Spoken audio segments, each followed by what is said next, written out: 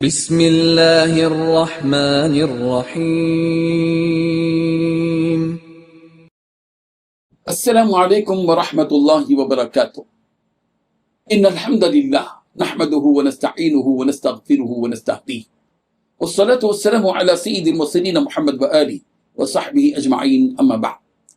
یہ درس حدیث نمبر 159 ہے اور آج کا عنوان ہے قرآن مجید کی صورتیں مہر کے بدلے میں۔ روایت سماعت کیجیے، ترجمے کی بات تشریح کی جائے گی۔ بسم اللہ الرحمن الرحیم۔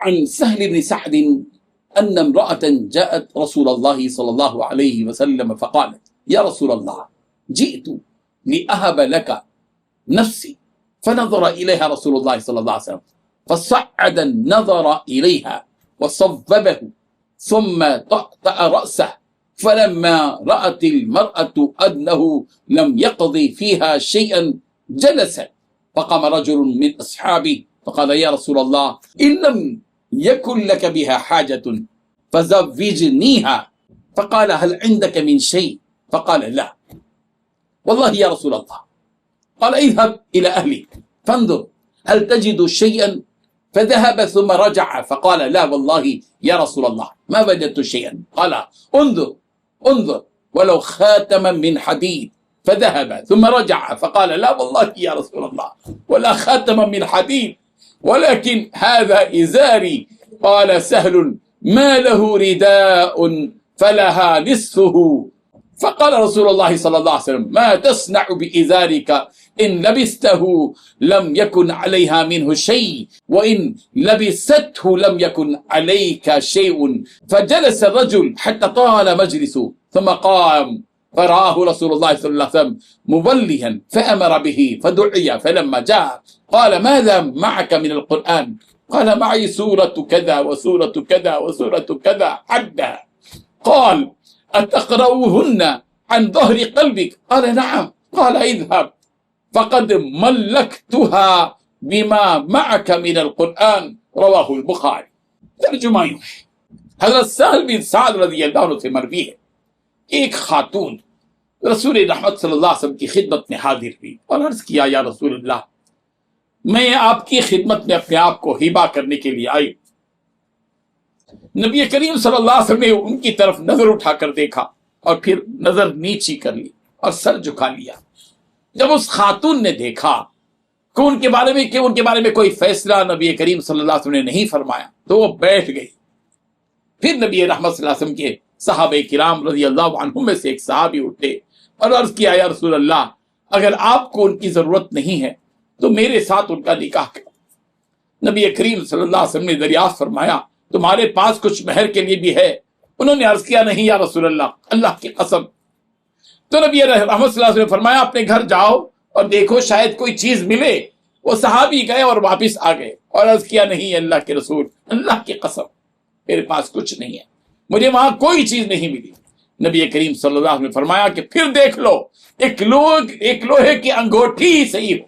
وہ صحابی گئے اور پھر واپس آئے اور عرض کیا نہیں اللہ کی قسم یا رسول اللہ لوہے کی ایک انگوٹھی بھی مجھے نہیں ملی، البتہ یہ ایک تہبند میرے پاس ہے۔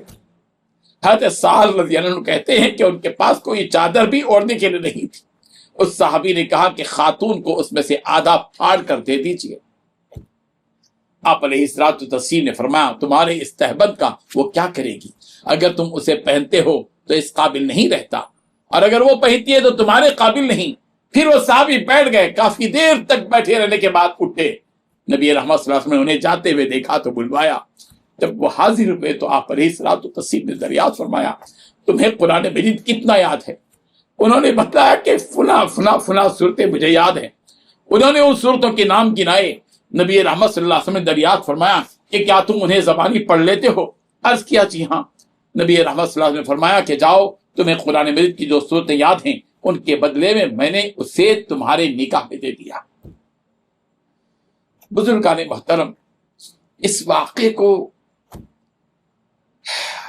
غور سے سنیے، کیا عجیب سبق ہم سب کو ملتا ہے۔ پہلا سبق تو یہ ہے کہ ایک خاتون پیغمبر کی خدمت میں آئی اور وہ کہہ رہے کہ اللہ کے رسول صلی اللہ علیہ وسلم اگر آپ کو میری حاجت ہو تو میں آپ کے لیے اپنے آپ کو ہبہ کرتی ہوں، یعنی نکاح کر لے مجھ سے۔ रसूल रहमत सल्लल्लाहु अलैहि वसल्लम ने कुछ जवाब नहीं दिया, नीचे निगाह कर ली। इससे एक सबक मिलता है कि किस कदर सादगी थी उस जमाने में।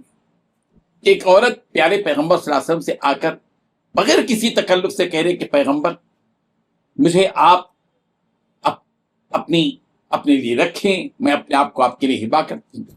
और पैगंबर ने उसको देखा और फिर नीचे निगाह कर लिया और सर झुका लिया बस।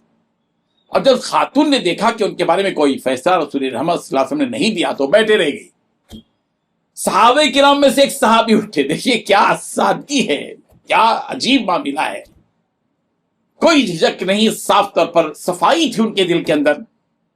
कहने लगे, वो सहाबी उठकर कहने लगा कि रसूल अगर आपको इस औरत की जरूरत नहीं है, जबकि वो पेशकश कर रही है कि वो आपसे निकाह कर ले, आप तैयार नहीं, कोई जवाब नहीं दे रहे हैं, तो अगर नहीं तो फिर मुझसे उसका निकाह कर दीजिए। तो अल्लाह के नबी सल्लल्लाहु अलैहि वसल्लम से पूछा कि तुम्हारे लिए कुछ मेहर की रकम तुम्हारे पास मौजूद है? तो उन्होंने साफ तौर पर कहा कि गुर्बत ऐसी थी कि हमारे यहाँ की तरह बिल्डिंगें, मकानात, दीनार, दिरहम, डॉलर, करेंसी, बैंक बैलेंस कुछ नहीं था, घर की चीजें भी कुछ नहीं थी। और गुर्बत की सतह देखिए कितनी है कि उन्होंने कहा अल्लाह के रसूल मेरे पास कुछ नहीं है। कहा जाओ अपने घर, देखो शायद कोई चीज मिल जाए। वो साहबी गए, वापिस आए और फिर कहा अल्लाह के रसूल कुछ भी मेरे घर में नहीं है। पैगंबर ने फिर कहा एक लोहे की अंगूठी ही थी, सोने की नहीं, लोहे की अंगूठी ही सही अगर हो तो जाओ तलाश करके आओ। फिर गए, देखा तो वो भी नहीं है। और आखिर में चल चलाकर उन्होंने कहा, गुर्बत की सतह देखिए साहबा कैसी जिंदगी बसर करते थे।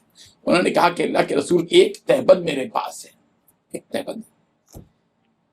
अल्लाह अकबर। हज़रत साल जो रावी हैं कहते हैं कि उनके पास कोई चादर भी ओढ़ने के लिए नहीं थी। उस साहबी ने कहा कि खातून को इसमें से आधा फाड़ कर दे दीजिए पैगंबर बस।